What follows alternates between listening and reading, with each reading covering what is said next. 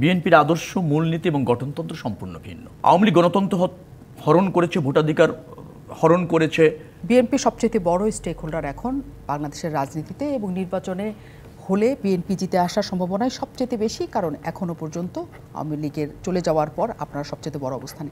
কিন্তু এখানে একটা জায়গায় দেখা গেছে আপনাদের শরিক দল হিসেবে জামাত ইসলামী সবসময় পরিচিত ছিল, তাদের একটা ভিন্ন রূপ আমরা এখন দেখতে পাচ্ছি, এবং শোনা যাচ্ছে যে তারা ধর্মভিত্তিক রাজনৈতিক দলগুলোকে নিয়ে তারা একটা জোট গঠন করবে। সে বিষয়ে তাদের আলোচনাও হচ্ছে নানা জনের সাথে। তার মানে তারা আপনাদের সাথে কি থাকবে না থাকবে না, এই ধরনের কোনো ইঙ্গিত পেয়েছেন কিনা? নির্বাচন উপলক্ষে আপনারা কেমন করে নিজেদের পরিকল্পনা চাচ্ছেন সেটাও বলা যাবে কিনা আমাদের? এখন কেন বলছেন সবচেয়ে বড় স্টেক হোল্ডার? বিএনপি সবসময় সবচেয়ে জনপ্রিয় রাজনৈতিক দল, সবচেয়ে বড় রাজনৈতিক দল।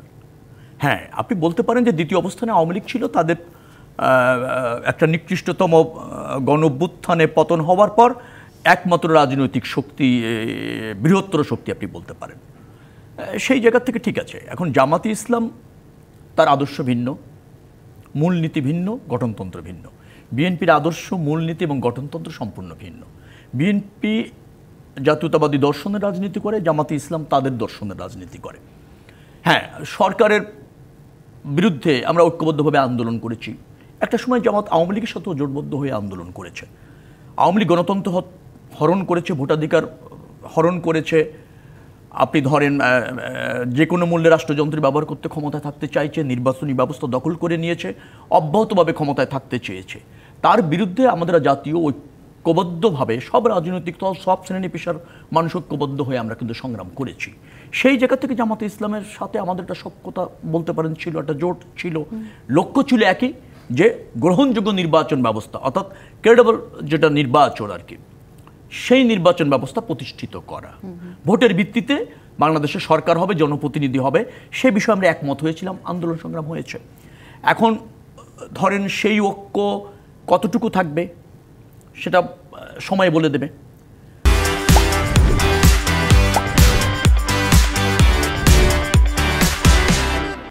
বাংলাদেশে বিএনপি মানুষের জনগণের আকাঙ্ক্ষা ধারণ করে রাজনীতি করতে চায়।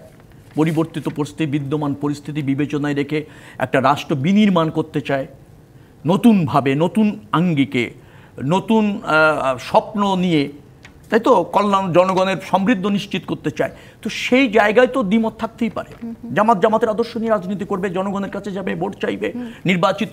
আমরা জামাতে ইসলামকে রাজনৈতিকভাবে মোকাবেলা করতে চাই, জনরায়ের ভিত্তিতে মোকাবেলা করতে চাই। এটা কি মানে দেশের জনগণের জন্য একটা নতুন শব্দ না, যে বিএনপি জামাতকে রাজনৈতিকভাবে মোকাবেলা করতে চাই? কারণ সবসময় বিএনপি এবং জামাত নামটা পাশাপাশি সবাই ব্যবহার করত, এবং আপনাদের যে একটা রাজনৈতিক সখ্যতা আছে সেটা তো সবসময় প্রমাণিত হয়েছে।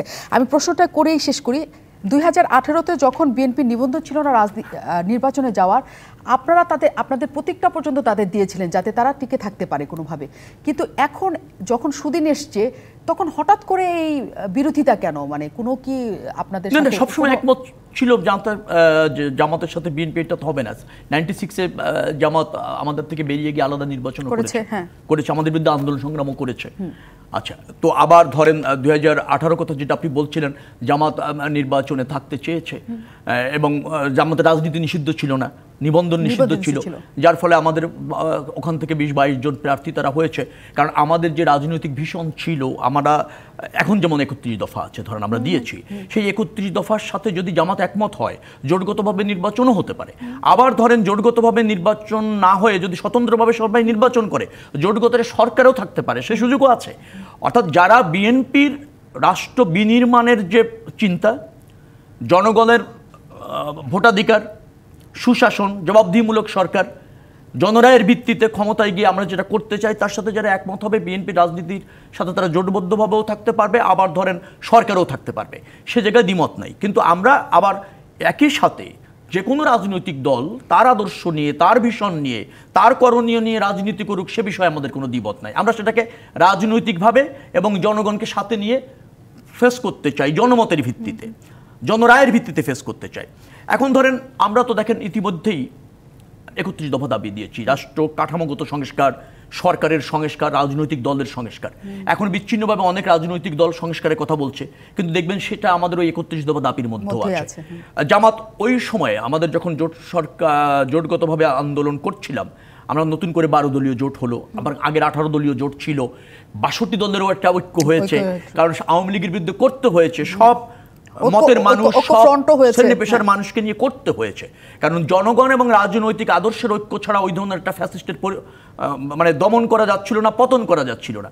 সেই লক্ষ্যে তো একটা, এখন ধরেন সেই লক্ষ্যটা ইতিমধ্যে ছাত্র জনতা সব রাজনৈতিক দলের সংগ্রামের মাধ্যমে দ্বার উন্মোচিত হয়েছে। রাজনীতিতে ঐক্যই হতে পারে যদি সেটা বৃহত্তর স্বার্থ হয়। বিএনপি জাতীয় এবং বৃহত্তর স্বার্থে যে কোনো স্যাক্রিফাইস করতে প্রস্তুত, তবে সেটা আবারও বলছি জনরায়ের ভিত্তিতে এবং জনমতের ভিত্তিতে।